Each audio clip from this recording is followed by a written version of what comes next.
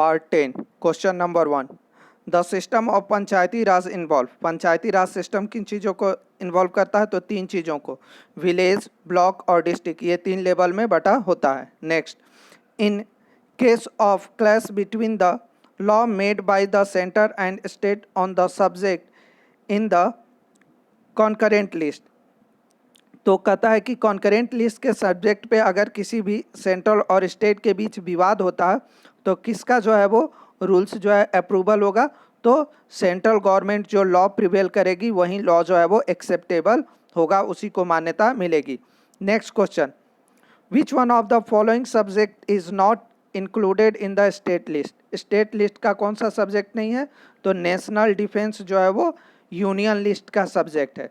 बाकी एजुकेशन आता है, लेकिन एजुकेशन कॉन्करेंट लिस्ट है जिसमें स्टेट और नेशन दोनों जो है, यूनियन और स्टेट दोनों रूल बना सकते हैं, लेकिन नेशनल डिफेंस जो है वो केवल यूनियन लिस्ट का सब्जेक्ट है, इसीलिए इसमें आंसर ये होगा। Next question, in India federal system the state government have the power to legislate on all those subject which are included in. तो फेडरल सिस्टम इंडिया में जो है वो स्टेट लिस्ट के सभी चीज़ों पर जो है वो किसको रूल बनाने का अधिकार है? तो यहाँ पर जो है वो सबको स्टेट गवर्नमेंट जो है वो स्टेट लिस्ट के सभी इशू पे रूल्स बना सकती है। नेक्स्ट क्वेश्चन जो है वो, द कॉन्स्टिट्यूशन ऑफ इंडिया।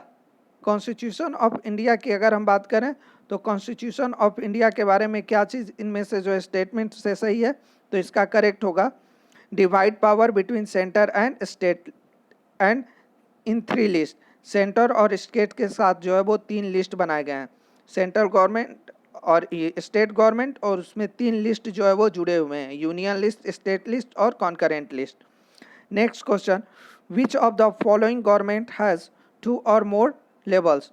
किस गवर्नमेंट में जो है वो 2 से ज़्यादा लेवल की गवर्नमेंट होती है? तो फेडरल गवर्नमेंट में 2 से ज़्यादा लेवल की गवर्नमेंट होती है। Next question, which of the following country is an example of coming together federation? Coming together federation का एग्जाम्पल कौन सी कंट्री है? तो ये यूएसए है। बाद बाकी ये तीनों जो है वो होल्डिंग टुगेदर फेडरेशन का एग्जाम्पल है। Next, here are 3 reactions to the language policy followed in India. India की लैंग्वेज पॉलिसी जो फॉलो की जाती है उसके कुछ स्टेटमेंट दिए गए हैं, इनमें से कौन सा जो है वो ट्रू है? तो the policy of accommodation has strength nation unity, यानी इंडिया की जो लैंग्वेज पॉलिसी है उस लैंग्वेज पॉलिसी से इंडिया की एकता बढ़ती है। Next question, consider the following statement on the practice of federalism in India. India में जो फेडरलिज्म प्रैक्टिस किया जाता है उसके अकॉर्डिंग जो है स्टेटमेंट को कंसीडर करना है। तो इस स्टेटमेंट में जो है वो बी और सी स्टेटमेंट जो है वो सही है। B statement, it became constitutionally mandatory, ये कॉन्स्टिट्यूशंस के द्वारा जो है वो बनाया गया है। और C number, the state government are required to share some power revenue with local government, Panchayati Raj के विषय में ये सही है जो अमेंडमेंट 1992 में हुआ था। नेक्स्ट क्वेश्चन जो है, in a holding together federation, holding together federation में क्या होता है? तो होल्डिंग टुगेदर फेडरेशंस के स्टेटमेंट्स को देखें तो ए, बी और डी तीनों स्टेटमेंट्स जो है वो करेक्ट हैं। A statement, a large country divide its power between state and national government, ये भी सही है।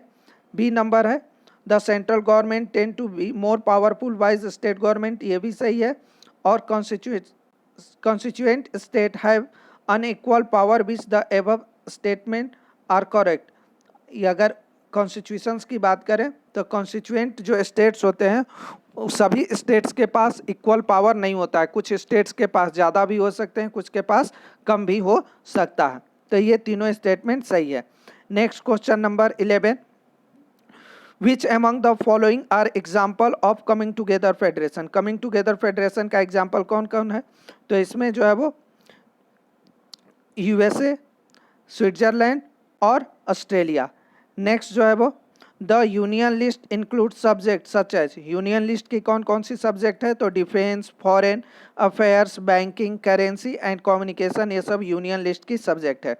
Next question, the system of Panchayati Raj involve, Panchayati Raj system किस चीज़ को इन्वॉल्व करता है, तो विलेज, ब्लॉक और डिस्ट्रिक्ट को। Next question, which one of the following state in India had its own constitution, Bharat के किस राज्य के पास जो है अपना कॉन्स्टिट्यूशन था, अब नहीं है, था, वो है Jammu and Kashmir.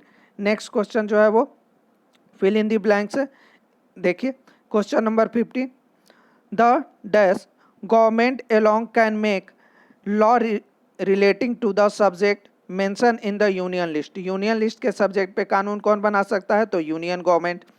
The union government has the power to legislate on the subject do not fall on any of three, किसी थ्री लिस्ट में जो सब्जेक्ट्स नहीं आते हैं उसे हम रेसिड्यूरी सब्जेक्ट्स कहते हैं, और रेसिड्यूरी सब्जेक्ट्स पे कानून बनाने का अधिकार जो है वो सेंट्रल गवर्नमेंट यानी यूनियन गवर्नमेंट का होता है।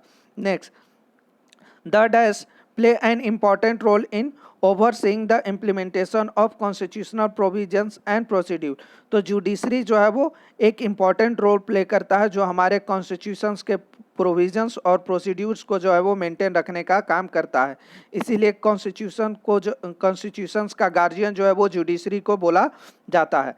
Next, if there is a conflict in the law made the concurrent list, concurrent list के सब्जेक्ट पे अगर किसी तरह का कॉन्फ्लिक्ट होता है तो यूनियन के द्वारा जो लॉ बनाया जाएगा वो मान्य होगा। A third tier of government is called local government, यानी तीसरे लेवल की सरकार को जो है वो हम इंडिया में लोकल गवर्नमेंट के नाम से जानते हैं। Next, when power is taken away from a central and state government and given to local government is called, जब सेंट्रल और स्टेट से पावर लेकर लोकल गवर्नमेंट को दिया जाता है तो इसको हम बोलते हैं डिसेंट्रलाइजेशन यानी विकेंद्रीकरण। Next, dash are the local government bodies in the village and in urban areas, पंचायती राज जो है वो लोकल बॉडीज गांवों के लिए है और म्यूनसिपल पार्टी जो होती है वो लोकल गवर्नमेंट है शहरों के लिए। Next, which political head of the municipal corporation, municipal corporation का हेड कौन होता है, तो म्यूनसिपल कॉरपोरेशन के हेड को मेयर बोलते हैं, जैसे पंचायत के हेड को जो है सरपंच बोला जाता है।